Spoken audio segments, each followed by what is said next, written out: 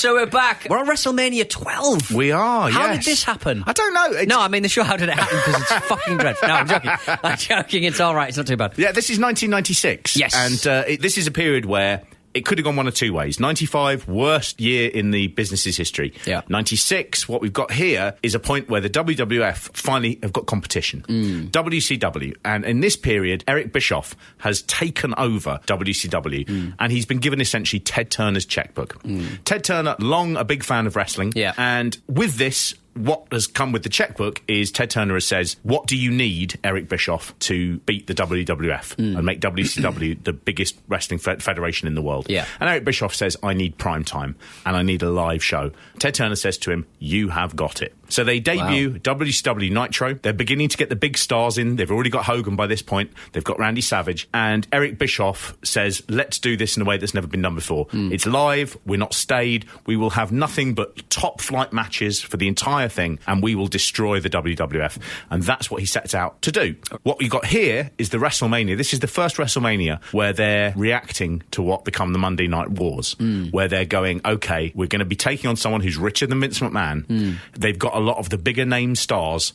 Their matches are sensational. What do we do? And what you see a bit here is their first steps as to going, we've got to change this product. Yeah, hugely. And it's such a pure wrestling show. Yeah, there's no celebrities. I can't remember seeing one. I don't think there was any. No, Vince McMahon made a conscious effort not to, because after last year, where he had all the Pamela Anderson and Jenny McCarthy's, they had a really bad buy rate. And he suddenly realised, okay, maybe the celebrities, this is just, I'm throwing money at them. This is crazy. Why don't I keep the money? And let's put wrestling front and centre. Yeah. I think the problem is, do you know what? The audience aren't really ready for it. No. And well, not all in one go, because this is a very different product. Yeah. Because it is just a load of wrestling. I forgot how different this WrestleMania is. Some of it works, some of it doesn't, but pretty much all of it, it's just a little bit, it lacks razzle-dazzle. Well, that's the thing. You know? It is a pure wrestling show. And even the way they even get into the show, it's straight in, no messing about. McMahon's fucking voice, I can't stand that man's voice.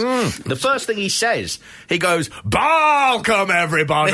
Balcom? That's not way. He sounds like a fucking meth head in this.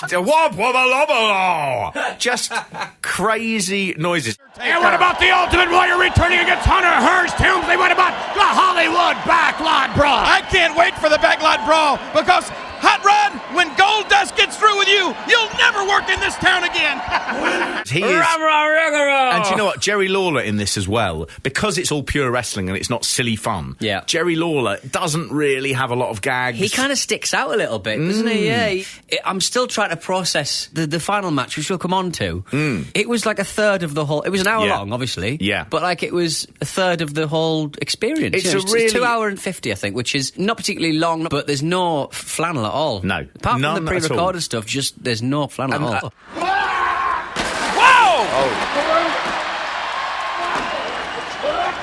He's nuts, McMahon! Get away from me. Get out of there. Beat up his gold Cadillac! Hi, Pete here, in some undergrowth, disposing of some things. Now, the Wrestle Me Patreon. It's over at patreon.com/WrestleMe. You get a podcast every week, you get a newsletter every month, and you also get early access to all of our merch and also live shows. You also get the opportunity to watch all of the amazing work that BanyaBat does for the Wrestle Me YouTube before everyone else, and also the stuff that WWE make us take off YouTube. You get to see that in perpetuity until Patreon cracks on. As I said, patreon.com/WrestleMe. Get involved!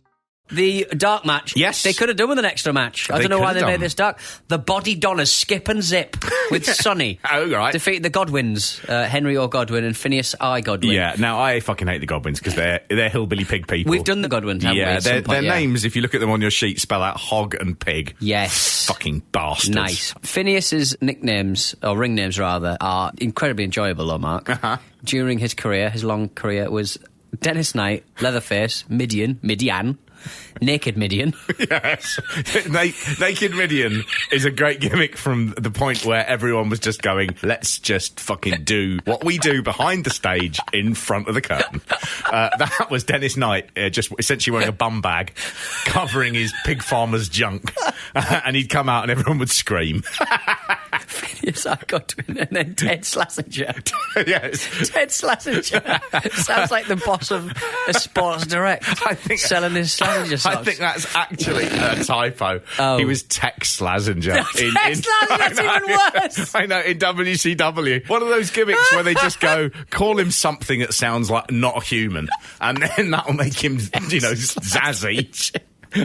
Naked Midian. You're going to love Naked Midian. I'm enjoying the fact it's like a video game where they've got different costumes. Yes. It's like there's a naked Lara Croft patch. I have a feeling there is one of the PS1 games has Naked Midian in, and I think he comes out and he's got a sort of like flapping bum bag, and I think it's a bit blocky there. I don't think there's like a block dick or anything, but this isn't the good period in the Attitude Era. Steroid testicles. Where they just sort of go, what would someone at school or university wants to watch, and they'd want to just watch middle-aged men running around naked with bum bags. At least the Attitude Era will be stupid. Oh yeah, it seems like it's getting serious here, and I think for one WrestleMania it does, and then it sort of all gets better again. Good. Yeah, the one person that you did mention in that is Sunny.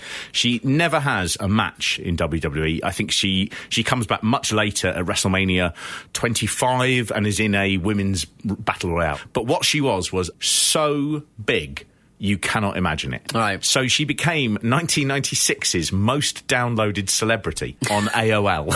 Fantastic. She was huge. You could buy posters. Her merchandise went through the roof. And what she was a pretty woman like Elizabeth, but one who was a bit flirty and cheeky on air. And she becomes super important for a load of reasons. One is she's the first time they bring in sex appeal. She's basically the first diva. Yes. Without her, there's no female representation in the WWF for many, many years. The other thing she does is, behind the scenes, she is problematic. And she is not a lady who won't have sex with whoever she wants with, right. Basically. Yeah. She stays with Chris Candido the entire time, but she has a long documented affair with Shawn Michaels for about 9 months. Right. She goes on to have an affair with the British Bulldog. She goes on to have flings with people like Davey Richards, who's an independent wrestler, Chris Masters, who is in the WWF. Lots and lots of rumours about who she slept with. She's got a type. She does. Big guys. Well, she very much does. And when we get to Ahmed Johnson, I'll bring her back up. Okay. She has a type, and it was really offensive. So Sunny has this relationship with Shawn Michaels, which is happening backstage. Everyone knows about it. Open secret. Vince McMahon's aware of it. Sunny was also really good friends with Bret Hart. And they didn't have a physical relationship, although she once admits that they did kiss.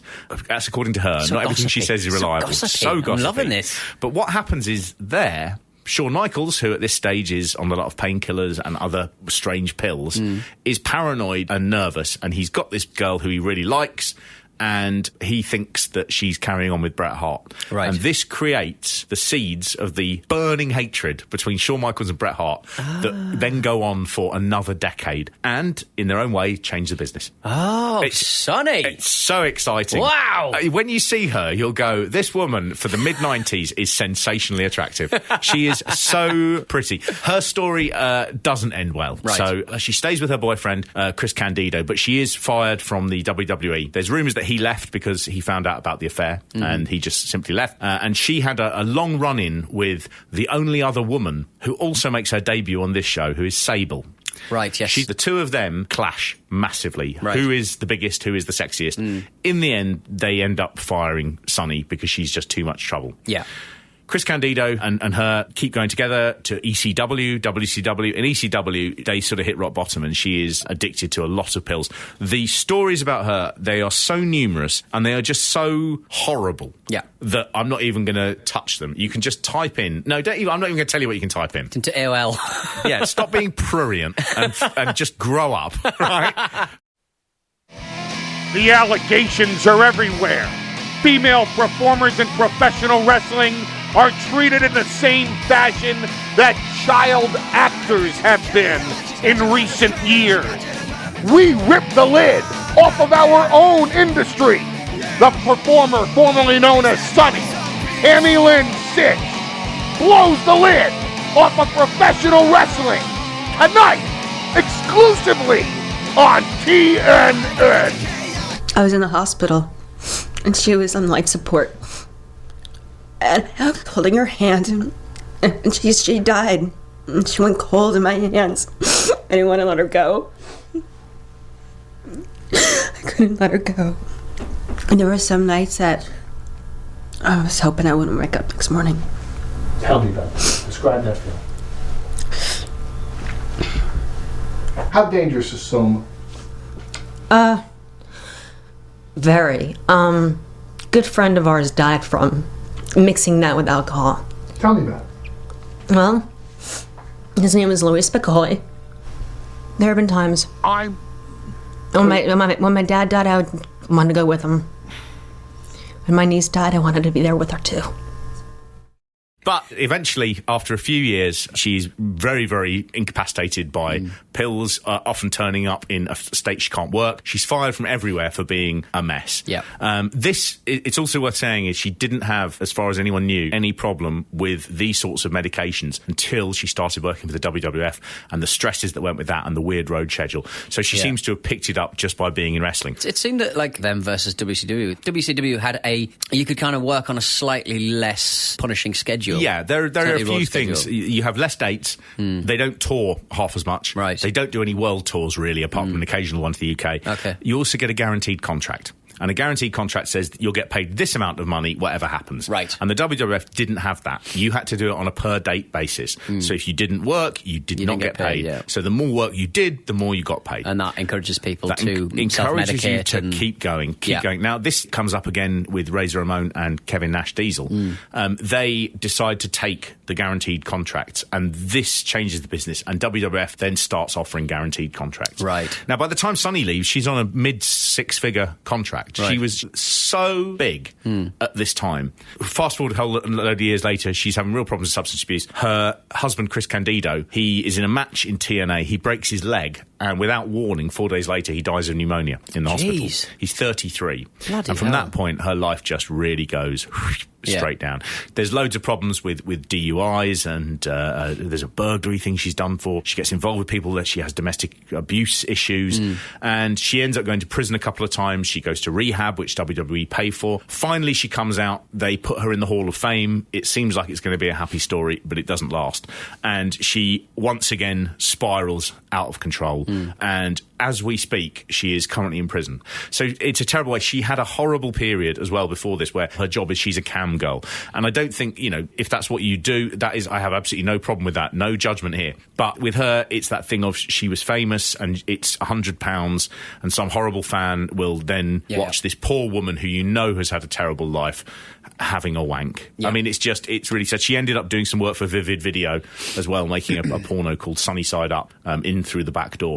In Through the Back Door doesn't work as a pun on Sunny at all. Unless she's done some kind of backdoor wrestling. Is backdoor wrestling a thing? She sort of does that in the thing, yeah. But, I mean, she was a key performer, and she's also one of these people who, the amount of stuff that she sort of almost makes happen because of the rivalry between Shawn Michaels and Bret Hart, which is exacerbated by this, and some allusions he makes on television about Bret Hart, saying, I see you've had a number of sunny days, and it causes Bret Hart problems at home, and Shawn Michaels and Bret Hart have a fight, and then they can never get on, and then this builds and builds and builds, the jealousy and the hatred, and finally you end up at Survivor Series 97, where you get the infamous Montreal Screwjob. You can look at all the different places this comes from, but one of them is very, very definitely Sunny. Right. And I had a look at the rest of the WrestleManias, and she doesn't really appear very much. I think she comes in as a manager in a couple of years. Yeah. And what WrestleMania doesn't reflect is how huge a personality she was and how important. Yeah. She was a pioneer. She was really, really beautiful. She was brilliant on the mic. It's such a sad shame that it ended. I mean, let's hope there's a happy ending around the corner. Yeah. Poor Sunny. She also, at the height of her fame, auctioned off her breast implants. That had been inside her. Yeah, Good absolutely. God. She was that famous. She got $9,000 for them. Jesus. Amazing, isn't it? That seems kind of low or high. I'm not really sure. How much does it cost to get them in the first place? It can't be $9,000. If you bought them on I reckon you could buy new ones for £100. But you've got to put them in. Yeah, I'm not sure this person put them in. I mean, imagine the person who bought fucking Sunny's breast implants on eBay at a time when no one knew what eBay was or the internet was.